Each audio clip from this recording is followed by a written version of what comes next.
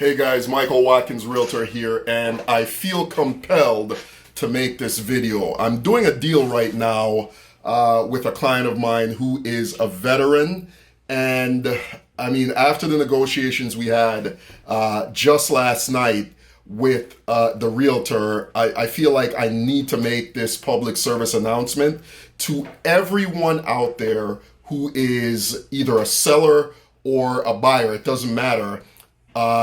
You have to start qualifying your realtors better. All right, guys, if you're a seller, a buyer, if you're looking for commercial property, it doesn't matter.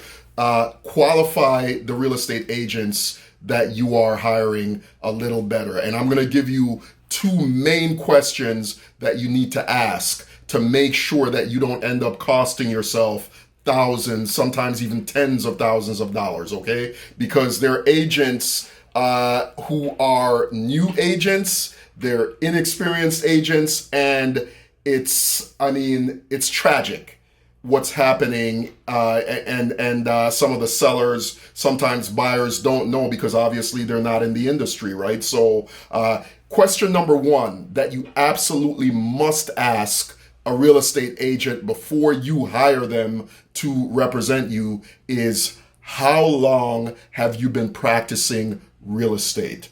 That is crucial, right? Because a lot of times real estate agents, they go through real estate school, they pass a test, they pass the state exam, and they think that now all of a sudden they're a real estate guru, right? When in fact, they only know maybe 5 or 10% of what they actually need to know to be able to represent their clients adequately. All right, so please start qualifying your agents, start qualifying the realtors that you're going to hire, and ask them a couple of questions. Question number one, how long have you been practicing real estate, right? So start there. Right? And listen, I'm not saying there aren't exceptions to the rule, but it's the exception and not the rule that some agents are good when, you know, they're inexperienced or when they're just a year or two in, right? I know a couple of agents who are only about 2 or so years in, and they're killing it. They're doing a great job,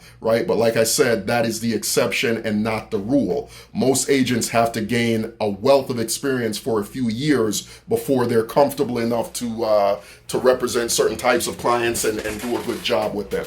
All right, so that's question number one. Question number two to ask is, how knowledgeable are you in the type of transaction that I need or that I'm doing, right? So how knowledgeable are you with the type of transaction that I need done? For example, maybe you're a seller who is going through a foreclosure, right? Maybe you're a seller that needs a short sale negotiated with the bank to sell the property.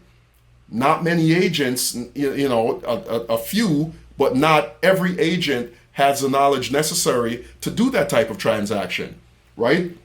Excuse me, maybe you're a commercial company looking for commercial property or a commercial lease. Not every agent has that type of knowledge. Not every agent knows how to best represent you to do that type of transaction. So it is absolutely essential, right? Almost critical that you ask the agent that you're about to hire, hey, are you good at short sales, right? If you're a first-time home buyer, hey, how many first-time home buyers have you represented? Can you, find me the programs that are available for first-time home buyers? Are you familiar with that, right? So you got to start asking these questions, guys, because I am working a deal right now, and like I said, it's tragic what's happening here. And the seller, this agent, I asked her a couple of questions, and based on her responses, I'm like, wait a second, how does she not know,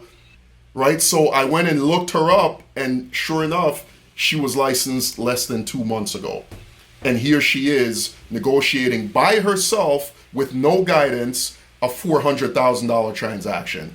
It should not be happening. All right. And like I said, guys, I had to do this public service announcement to let you guys know, ask your agents. I'm going to repeat it, right? Because it is important. Ask your agent, how long have you been practicing real estate, number one, and number two, how familiar are you with the type of transaction that I need done, right? And obviously, there's a lot of other questions you should be asking.